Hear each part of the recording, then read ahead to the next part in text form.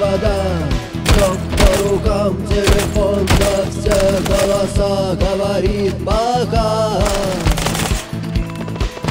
Пора. И пальто на хвосте, шарф в рукаве и перчатки в карманах шепчут: подожди до утра. До утра. Но странный звук